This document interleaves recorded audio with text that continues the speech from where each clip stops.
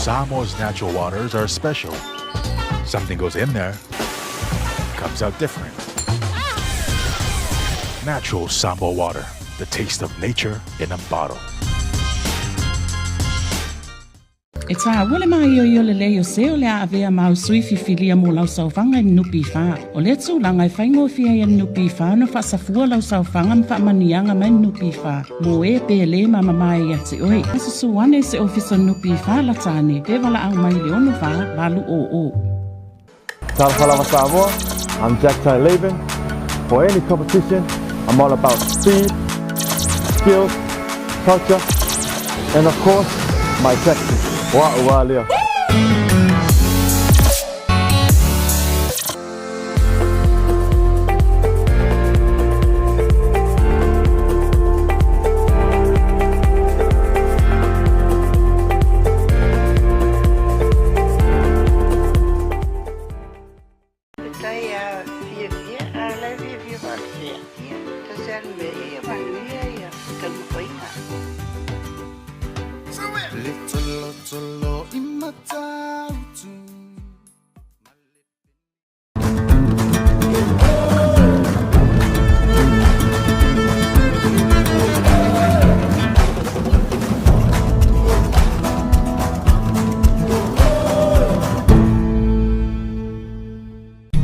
Siwa e au wala i se te unga tupe mo le lumana i manuia. E mole puipuinga tau tupe o lau soifua, mai mawhai o na tauna no atu, mo so se mahua anga i te whina ngalo iai.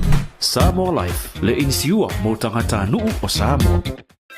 We're here to give the opportunity to people for full-time work in New Zealand as a skilled worker, so trades, carpenter, mechanic, or anyone who's successful with the quota.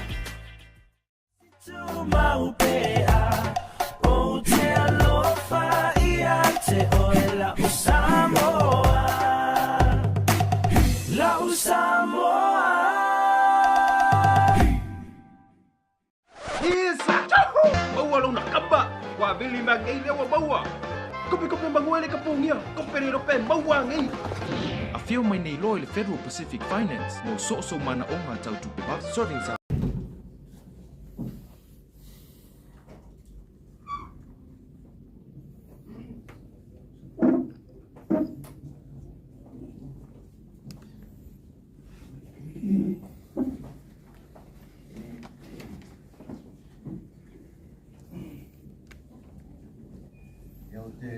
Alafua ni Taiala, dia mengenal dia menjadi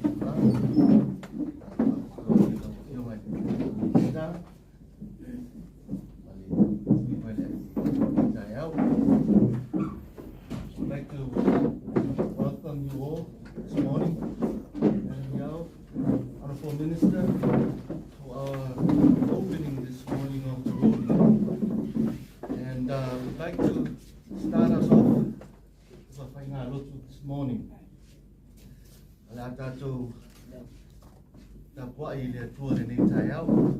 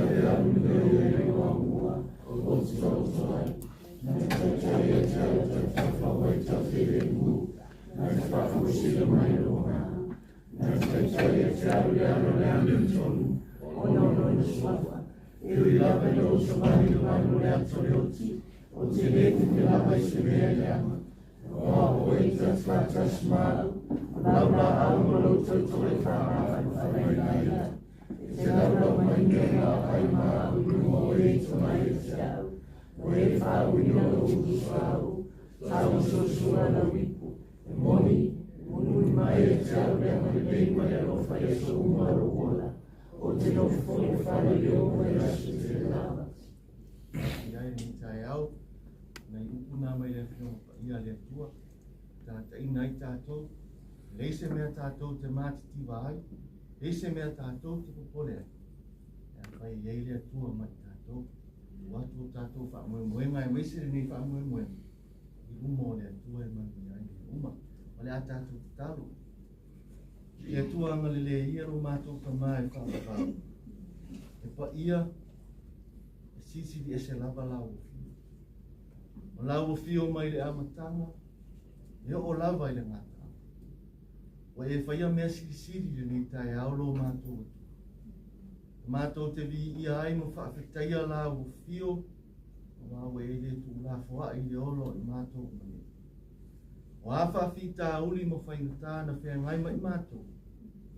O tau nuula mātou sa walinga le nei tūna. O no le whaatasi mai o la o fio i ati. E mātou te whaafo i ele vi inga, o le whaamanu mo le whaanetanga i lau fio. Whaafetai mo le nei whaamoe moe le atua. Sa whauao whaupō i lofi na ngalo ma lo mama. Le nei o le a Tatalaina ma mātou mawhau loloto e le nei taia. Mātou te langona ai e whaatasi mai pēo o lau o fio. Wa mātou le mātitiva i se mea ono o le iai o lo wanganga mai mai. Wa mātou le tinga ina i whaalawelawe, le lafo tu ina o mātou tangata ono o le iai o lau o fio mai. Le ia lau o fio. Mātou te talo le nei tūla, whaama ngalo o mātou si. O e sila fio o mātou tangata tai tōtasi. E a vele toto o loa, vele o e suke riso. E mamama ngalo ai mātou nei. O mātou te talo mo au whaamani anga mo le nei whamoe moelo mātou o tua. Au mai e lau fio lo wanganga e ta ina mai i mātou.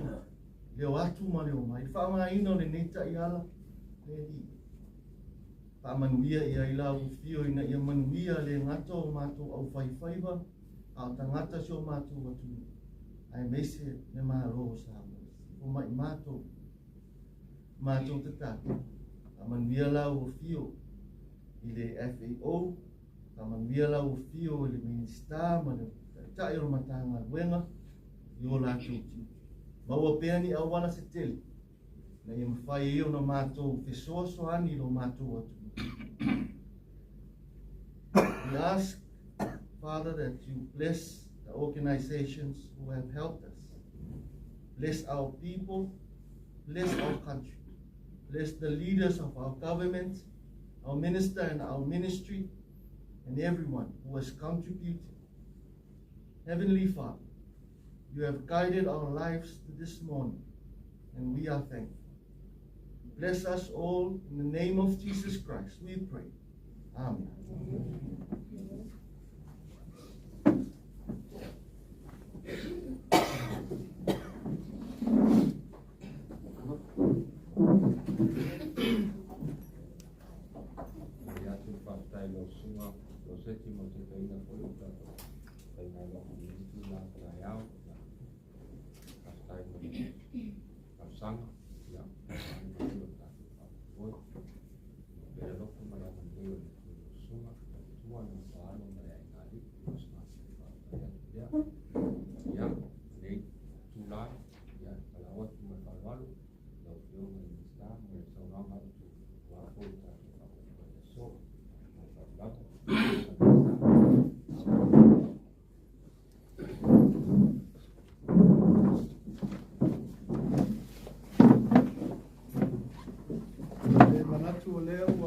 Maea o na tātou inga malwhawhai le tua. Tātou te momori eila palako o malo e soso ni mailo na mana e Tautai le tātou whamoemoi le aso. Na tulea i maari e pe i le tua tātou taulama i moni mai ai whamanianga wā tātou ira ina mita o ria. Ai o te whatalo whatu le pa i maurunga o tātou au whai whaiva po i Tautai Samo nei.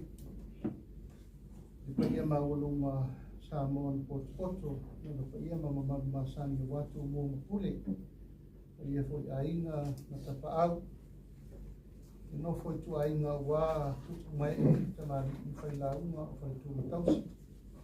Sa o au na tamari ta i se yo o i tātou whanau pele. A taro wharo i fo i le whiu mai a mere niau o tātou FAO, tātou sosoani whakatoa. A taro whatu fo i Asosi uma o tātou mawhtanga nei, Tautai Samoa, tūmua nei, a misi fo i Tautai i tātou motele salawhai. Misi fo i no fo i whatu i tātou au kustala. Ia, maripa ia mawalunga o tātou uma o ngawha. Ia maritautua ino Samoa e ala i whainga whaiva. O tulai e whaleo inga le nganga whaatai ono nei fo ia wano tā ua o wai fo i tātou whiro inga. O no se whaamau e tā ua whaama iti. E tātou Tautai Samoa. Ia o fuawa ia o le whaasoro pe i lumo ngā ruenga ki mai, ngā ruenga tā pena. Ngā ruenga fuafua mamau a wā le manuia. O le tātou o whaiwhaiva umai se tātou aturu. Whai ngā whaiva o se tasi o matawhai oi o te taitonu, o se matawhai oi e matuatua i ai se tātou aturu o ere o ngā tina ina. Mai renei o tātou galaa i se lau tausanga, whau pēr mtanga luenga o whātuanga ma whai ngā whaiva. Tau mai lava le tātou le tūtau tasi o te taitonu sa i lava i lātou sa whaia le whaiva o le anga i ngā tai, i ne alo a me se fwoi sami loto. Ia wāre sa i linga o tamawa inga, e me se fwoi tautua inga o tātou tunu e ala i tūlanga o whainga whaiva. Rono inga lai le fwou le tātou o nanga. Tātou uma nei a fia le potu nei le aso nei. Tātou uma nei o lo tātou tautua inga Samoa e ala i sami ia whamotanga fo i vai mangalo, ia matono vai tu loto. Ma mea uma lava tau whainga whaiva ia whiaiwhi ngota ese, ia ma mea o whapena.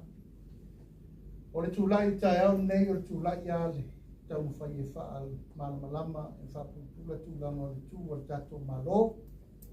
Ia ia wala e vauai le fsosani mo tato uma lava o lo manua ina, tūlanga whainga whaiva i tono le tunu. Ma e rela i titi tātou sao, na e tau te sirifia. E ulava na lea ngina tele le tūlanga i suinga fo i le tau, ma mea umoro ki tupu i whaala me lave, i ma mea uma i a whā, o tau, ma mea o toa lia e le tātou ngā venga i liste. Au tai ao ne o tai ao le lava e mai tau minai le anga i pe lumo o tātou mawhawhaunga. E anga i pe lumo o tātou whasoa, e anga i pe lumo o tātou telenoa. Ma le anga i pe lumo o tātou soala puli. Ina ia maua pea le malamana maanga tā ua o le wafa whenga i o le au Tautai e Samoa. Ia mar tātou mtanga wenga. O mtanga wenga whenga whaiva, e rese tamai mtanga wenga na amata mea tātou ma lotu tō tasi. Whauro mtanga wenga tau mtanga wenga o whenga whaiva o whatoanga. No winga te lele wa ai mamau o tātou mātua matua, na whaavai ina le maru. Tau no umari teimi nei. Ia, e whapea no o tūlanga o siti o tūlanga o tātou ngā wenga. Mo le toile ngā whaaftai tele le paia mā walunga o sa sao nei, o tō umalava o lo lafola o tō maa, o whailo o tō tiuti. E ala le tūlanga o le tautua ina o Samoa, tūlanga tau whainga whaiva. O whainga whaiva i le alo alo, po le tuisea, po le whailimu, ia po le whai kui kui, po funga funga, po le alava, E anga I tutonu I le au lama, I ma le au mauru, ma le au whanga matatau. E anga I atu le sami loto I ei tatu alia, ma vaalo, ma le uma. E o I whawhangota la kupoa. O tatu tau sua na niwhai le tunu. Au Taiala nei, I o tatu poto, ono se manu lau ti ta ua tele. Whaio ai tatu Tusi le Tusi I Taiala. O tatu mo foi wa umana mai o na tau swalo puli. Tautai loa, ma tau whai tu whaatasi manatu maramona. O a ia inga me whai tato role anga I uma. O a me te tau tato ki tiro mo whaaleia. O a isi la asanga te tau tato wā iai. O a me te tau o na vāwara lata aile so tanga ale ofisa o whena whaiwa ma leo minister. Mo tau. E la wile reto te vai lawe whai tato whono G-Mac. Ia, o whono na. E sa sa ai whawhao le tato Asosi uma I sa mo leo whai whai. Ma tato ma ro wha leo ai manatu maramona whai tionga. Ki mainga. Me uma.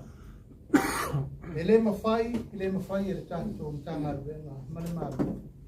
O na whainga I goinga ruawi uma. E ale mo so tanga vāwala. Vata lea tato. E leo se whainga pa anga e o a o tau leo whai whai. Ka o I malo. E le ai. Lau lea te talo e whai pēa I taingu. O tato malo. Tato mtanga. O tato malaba tasi. Tato te o mai whai wha le mo luna. Ia, o le so tato poto e tararo. Ia tato Taiala nei rua filusu tolu, rua filusu wono. Mana ia ua putu mai le kiti lalo ina ia ausia. I sea un alfa umi e fua tau. E sis futau sanga e te tiri ropo e tau te o latu naten. E mana ia wha pupu wha pei. Ia o mane rua filusu wono. O whaini mea. O nei foi meu tusi. Eu mana no fa mal. E ai ta tire nga yo ia nga. Au ta ua le na ta au nei o le fa ta tia ta to wala fore. Ma lo tanto no ma tua marino ma mala malama le ia. Ta to me le na ta to wo fa. Todo isto to sama. O te loai tofu uma le fai vale tu lu ma le au Tautai ia fa fitau. Tofu foi no mana onga. Tofu foi no me mana na o atu. Ai o le ngangata o le amatari o mene. No wai so tanga malama va tata. Mam faita no. Ila tai ai fa le vina lo ngama fa tai. Yo me tele matato Asosi mai bua o le sala fai. E mai ta watu le atu tangi tato o mai sita no. Kasoa mai manatu mani lagona e fa au ai mo fa la tele mele o le tusi le o na o se fa ba ale ato anga o witau mo me tupu mal me fa solo ia o na ia auto to te sila fia le lei e si io tau il pensini si io tau il mau si io tau fa tau e me mo fa fi tau le fe mai mo to me la na tau na matua mala malama le lei te mai en tanga venno wa manino mamalama e na fai ko le no to si sila mai a ni sia o le sa fai atu o le nga luenga le na al tatu malo e fai o le so tanga fa la potonga nge ma malo te le la lan e o mai so sani mo tato o tau sanga le nei o ta pena ina i pepa e ale ka pene o te tauna vai dua le tanga le mo fato ma tanga le mo fina fai o lo tento no tau mia le au fai ba fato amba ele fa pe vai vosi tu le o te manao i matua a toa le lei le sila le malo I le tau fai ba a wane punitia e tasi si o no foi o fisa fato anga e apa mai I fai nga tato e si o I o manatu e tau foi na fai se pu le nga ale ofisa fai nga fai ba ina ia matua abele ato toa I so soani o lai ave isi tanga le malo e me fa le ati ai ia tato nei mai o te talo atu ai tato o fai o fa ngai ngoi no le mele I fa ngai ngoi na o le tato malon e mana o lia lo to sao ma lia lo to alalo mana o lia me uma ina ia fa le ati ai Ele tau tu nei mo mana. Ai o fa so longa mo mana. Ya o ke loa lava e te lere tu langa i mana ia i te ta tu te na. Ke loa lau fa so solo maria tu ata to po kalame. So swani. Ya o tu langa i tatou pole. E tau te vai atu lava o lea e tau whai e tu lava tatou tanga lona. Pole mo mau, a pole lata lata. Ia, ai ai fo le tūlanga e tatalo tu fo i tato o fai. E fai fo i lau tau ngāle, rā lau tau ngāle. E pui pui tato me whai ngāle. Io, e le ngata i lea nau o tau sirifia. E o atu rumta ngāle nga sa i lea tu tato pole o leini pole. Mō Tusi, whāle anga. Io tūlanga laia, o te le rola po ai tua i me lea. Ala fo lea apa le pule mamaruari.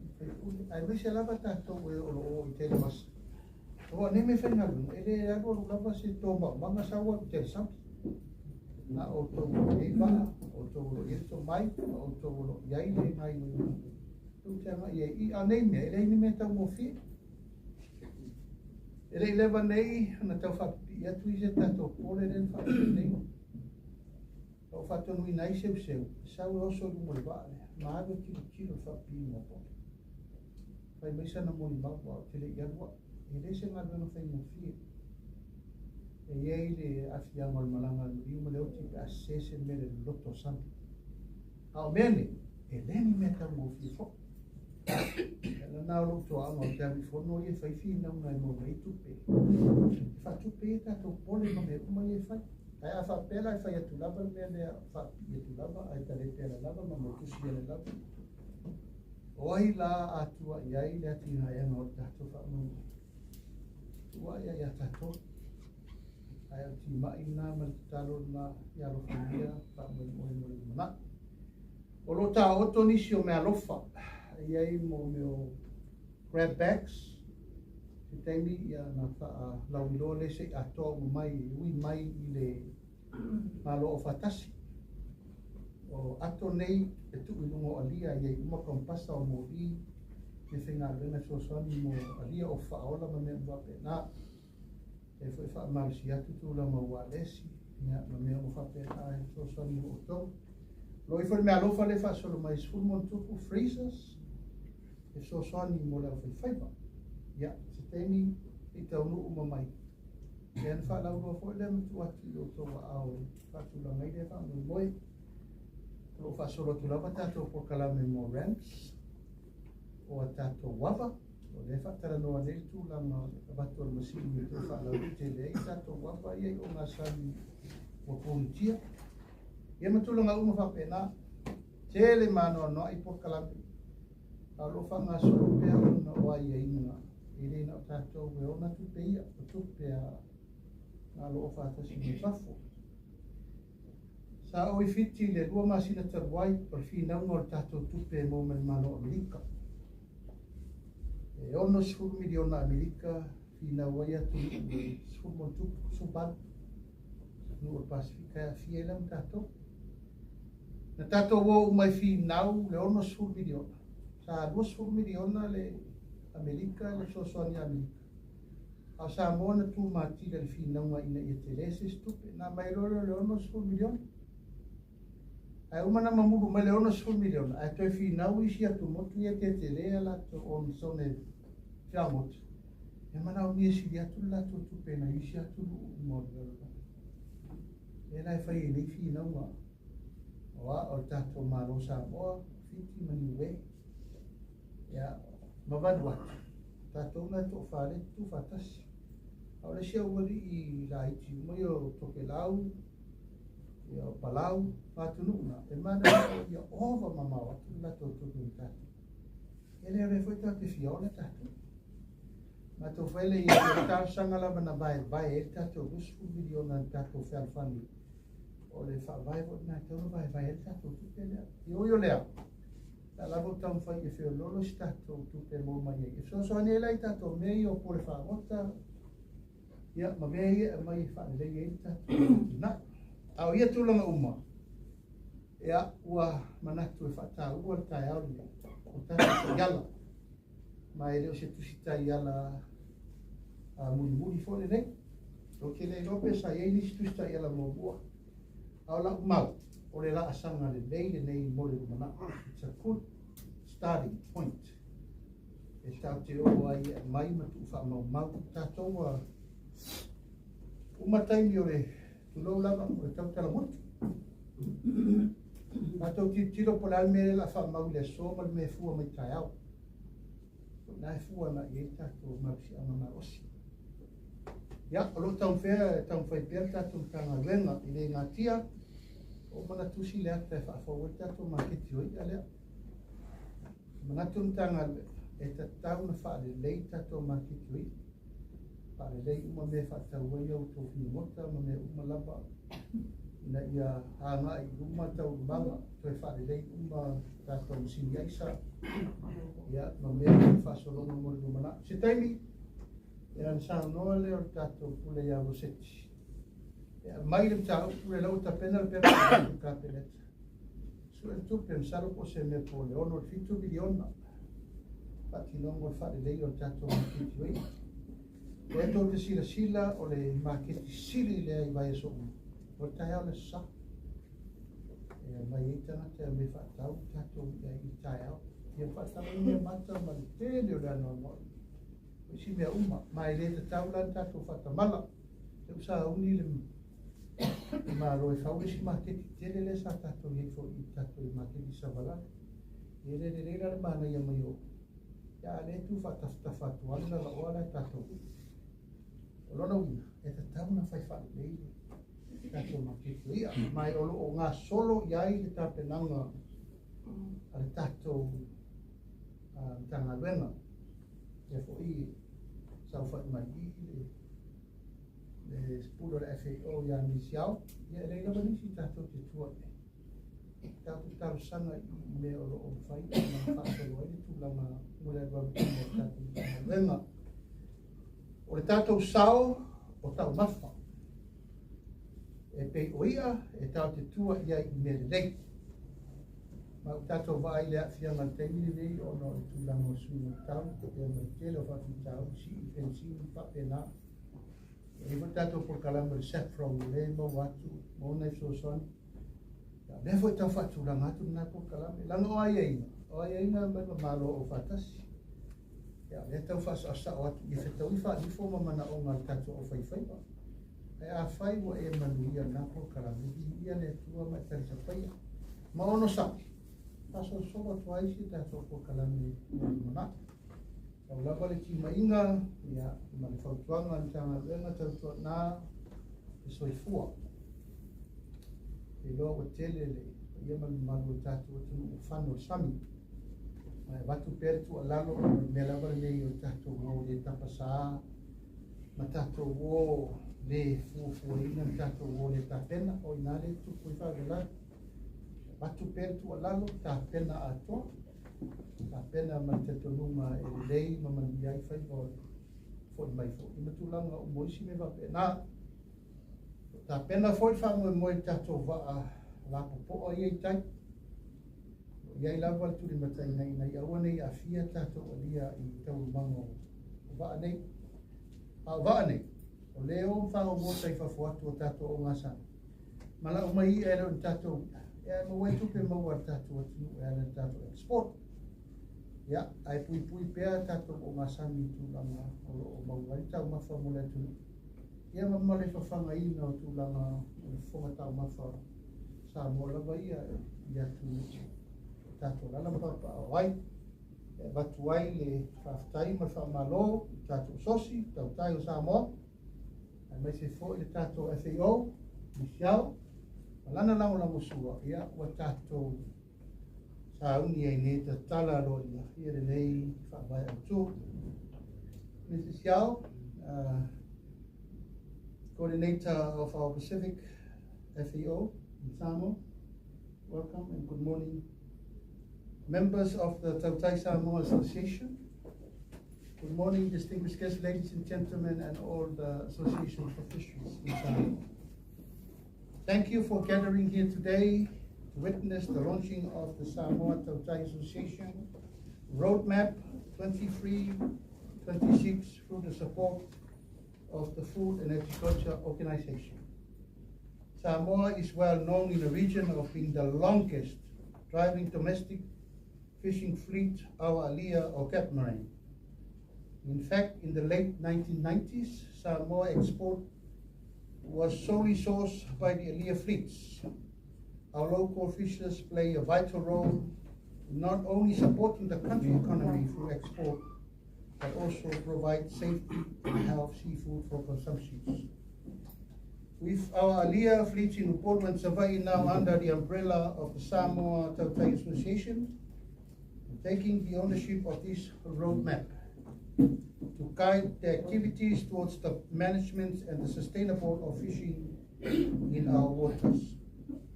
It is a great achievement for our island nation. The roadmap is in stepping stone. It's the main stepping stone for our further collaborations with the associations in tracking together coming up of challenges such as illegal fishing activities, fish stocks, and climate change. In this regard, on behalf of our government of Samoa, I would like to express our sincerely thanks and gratitude continuously to FAO. In support towards our Tautai Samoa Association as well as our associations for this great initiative. Our relationship are one of the great years to come and history, so that we can continue to be thankful for this and hope will continue for the years and future. O te whasisila lo ia tuai, ua tatala lo ia nei, te tātou Tusi Taiala. Ua whiru suke.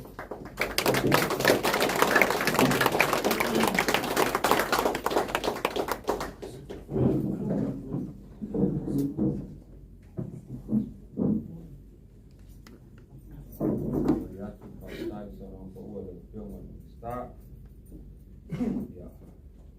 Well, I want to love it after time of some long away. So one of our former body will move forward.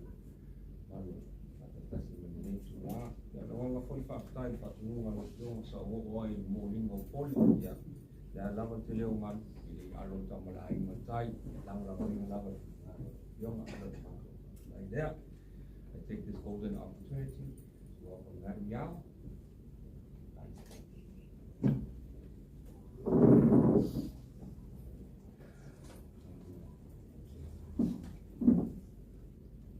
Honorable Minister of Agriculture and Fishery, distinguished senior officials from MAC, and also distinguished members of the Tautai Samoa Association. Very good morning to you all. I'm so pleased to be here today to provide remarks on behalf of the Food and Agriculture Organization of United Nations on the second phase of the management and the credibilization of Fishers and Fisher Workers Organization in selected Pacific Island countries projects that FAO has been implementing in 9 Pacific countries, including here in Samoa. The activities and interventions undertaken through this project are well aligned with the United Nations decade of family farming, which supports food security and sustainable small-scale rural fishing activities. The first phase of this project started in 2019 with the data collection of fisher associations and cooperatives of participating Pacific Island countries. But due to the COVID-19 pandemic, this project moved into a second phase in 2022. So today, together with the Honorable Minister, I'm so happy to announce that we have completed an important milestone of the phase 2, which is the development and launching of the Tautai Samoa Association roadmap. The association and its members are part of Samoa's long-standing domestic alley fishing fleet, and this month helps pave the growth of the association into the future. So I feel so grateful for this opportunity to support the sustainability of Samoa's domestic fisheries sector. And we look forward to seeing this association, namely Tautai Samoa Association, at once with the implementation of its roadmap in a very successful way.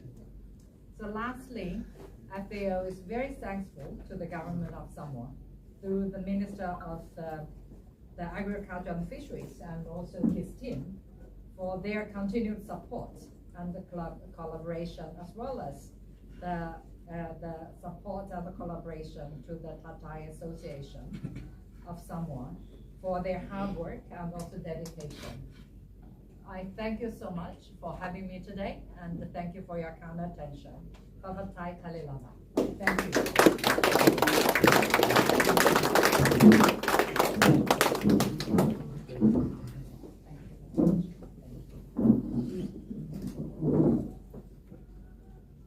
Thank you, Madam Yao, for your kind words and your kind support to AsoTofi.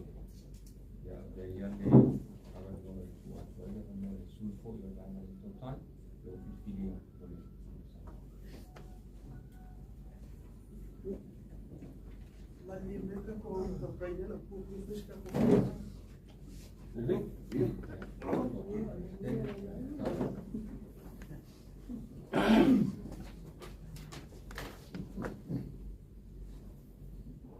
Sura sungai di papengai nga sungai di poma ero seti yolo fiona di stalo fiona la uji ya papel tu mete pule le fio yo pala fiona lo fisio pulenga fiona se lo male malu lo to tai sa mo fiona tanto fatasi le tula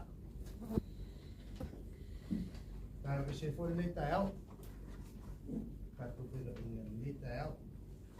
Pati na pela lebih ingo le tua, ono ronanga ni.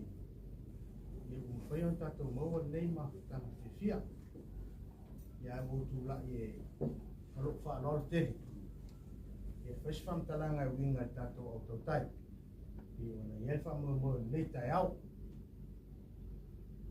Ole Tautai Samoa. Safa vai mai le ua afe malima peon amata mai ai fa vai mai le ua afe malima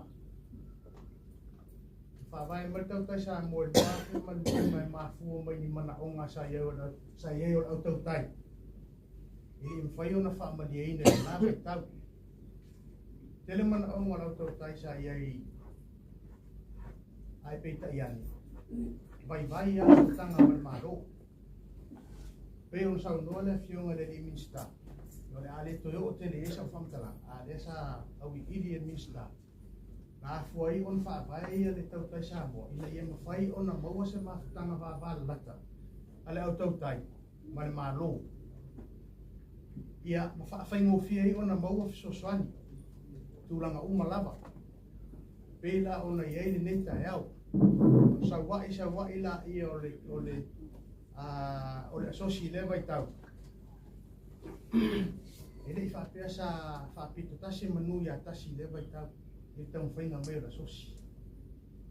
Le fa pe foi sa tão faia na ole Asosi na o le ai. Sa mato ngalu due le mato official na vai tau. Ina ia fa manu ya ina ia AsoTofi upo. Fa manu ya ina le AsoTofi sa la fai. Sama tu tong fai tulanga le tele lan tulanga sam fai e on fati no ile tulanga pe on sa no ile fiona de sta le ale to ma tele la tu se fam tulanga ile tulanga on sa wa ila ile Asosi ole Asosi pe sa fuli la sa fa vai itangata fai ba alia na mata maya e peta yani ina wa fa nga solonga mai ole on tato Asosi Tele nisi fa la potonga pon au fai ba. Olo man na o ya ngai mai tono le Asosi ono tulanga la vai nei fai ona mo so tanga ba ba lata le mal malo. O termine. Ile na o fai ali o ya. O ye la ura lan. O ye ya isi fa ngo tanga. O ye tono le Asosi ne fai on fa fai mo fia tulanga le. Pe ona ye fa mo nei ta ya. Sai ese foi lá no meio, peão só não le fiona le dimista. O Tusi mua le. se Taiala mua nei. Taiala mua nei uma whai o na whata whai o whata oto ele au Tautai Samoa. Whapea ia mtanga ruenga o whainga whai. Taiala ma lima ina ai ia whainga whai vai Samoa. Ele so tātou potola, ai vi ia le ri. Ono sosia mo no to mai sa mai. Vai ona whaatino ina le tūlanga. Lea la tātou wanga ai.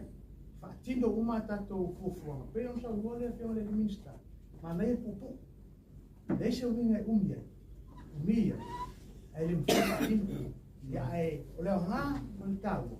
Ua iai. O leo ua iai. O ta oto. O ta oto sta ia le me whai on tātou wanga iai. Whaatino ina tātou fufuanga. A ore siri on tāua. Ore sila mai a whalapot putonga I whafo. Ua iei se tātou Taiala. E whengo fie on tātou mō soswani nei. Whengo fie on tātou mō e tātou soswani nei. Ia mwhaawau e pēr ia le taun whengo tātou whainga whainga. E le whengo fie ia le nei tiu te tātou tautuai. E le whengo fie. E whengo fie. E tātou te taun whaingo esen nei vai tau. Ia ono suingo tau. Pei an tātou mai tau ia. Le oso mai fore tua o loa le e temin nei. Ia umutua whawhainga le o whaiwaitai ono o le tua o loa. Ia man malosi la o suingo tau e ne vai tau. Ia tātou te talo la wha mai moile atu. E so soani mai so tātou vai vai. Soani mai so tātou vai vai. Ile nei au ona. Tātou te tau tuai o le tatalo. Tātou ngalu. Lue whatasi. Ina e mawhai ona whatau nuina ia fuafuanga ta o tō i wai tono tusi nei. A mawhai on tātou whatau tō toina fuafuanga nei. O te re poro misi atu ai o te taritonu. E tele nisi whamanianga le amwhai ona saa mai nisi whalapot tonga mo tātou. Ina ia tia e pēr, whatuputupula ia. Ia whangotanga. I tonu o tātou atunu, ia tātou tau whaitaro. Tātou whaitaro ina i mwhai ona whatau wina tātou miti. Wana on tātou miti, a tātou te talo i le tua fisosoani mai. O a mea whatau wina. Le lei, o a fwoi mea le whatau wina. Le lei. Ai ia I pēro tātou tua. Mo e toi whaftai tele le tamaitai o le FAO. Mo le nei wha moe, vai le whaingo fie. Sa watu lava le tausanga o ono tausanga taruai ko o fitu. Sa fio mai fwoi le tamaitai o le nei tūlanga. Ia sa whai fos whamtalangan tu ina ki eile e se tātou tausanga mo le wha munu. Weta iane, ia o le lea la o tini lau o tātou tau nuu iai. Ia whaftai atu e tamaitai o misiao, ia mo le sosoani mai fo I mo tātou. Pon whaion whatau, oto nei o whanga. Madam Yao, FAO representative, it's a privilege for me to speak on behalf of all these fishers. To express our sincere gratitude and appreciation for your kind support given so that we can develop this roadmap for the development of fishing in Samoa. It's a new page. It's a new page for fishing here in Samoa. So I'm pretty sure that the fishers here will appreciate it and use it for the development of fishing in Samoa. And I do believe it will be very useful for them. And I do believe too that our relationship will last forever for the development of the fishing industry in Samoa. Not only for the livelihood, but for the development of the economy of this country. And God bless you in your future endeavors, and especially with FAO. Nei tu la ia, kamaluia atu ia, ia tu elo whionga e li minsta, ia, maua fo se ma losi o le, o tātou au Tautai I pulem tu mo nei, ia, a inga tai mal wafonti, sa mau poto, ia, kamaluia le atu e tau whaiva tofi, ia, e wola le elo fore atua, ma wha tele whaftai.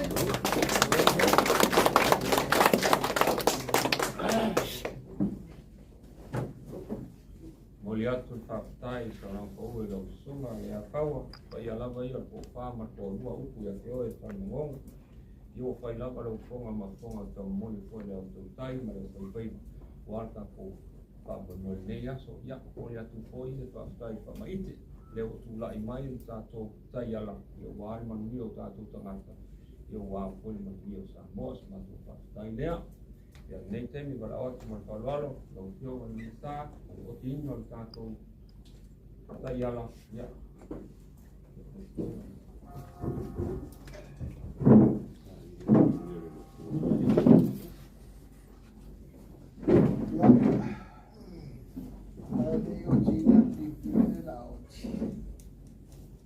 Tātou momonga ia la tātou tāla e so. Talo atu tātou momonga so siuma ia tātou nā e nā tātou kustusi. A whati nongo me tāua. A iei whangi mea wai nei te ina ia anata. Ai aua nei poroka ai whaawau pea o tō whātala. Then fai tato ma lon fa ngai yo mo mai pe ali lo mana o mana negi tu fa so pe fai tionga pe le lei pe le anga a mai kuma wa le ana ina na ma lu mana yo tato ko tu wai o a ma me o te talo ia I loa e lo setida ma se me ia ma fo o nai lo ai tato ta pasa mo lu mana I siao. You have here this morning, the phones are ringing. It's been ringing so much between the fishermen are so questioning. So thank you once again. I give you the privilege. Please come and cut the ribbon. Please, Michelle. You do it. Oh, we do it together. We do it together. Okay, I hold your hand. You give me the energy and also the power. Thank you. Quiero que lo haga. Claro, y le tuvo le vai fa fa le vai fale me vai basa pui pui lo to so fu. Ai fa stai mo to pui no si ta to no. E me viene so.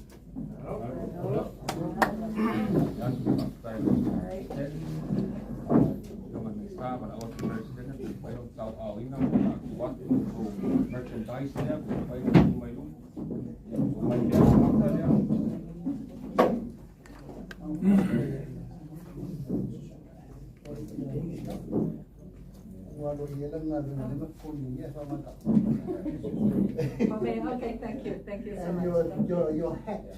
Yes, the hat to me. Oh, thank you so much. Yeah, thank you. Oh yes, for sure. You're outside. Yes.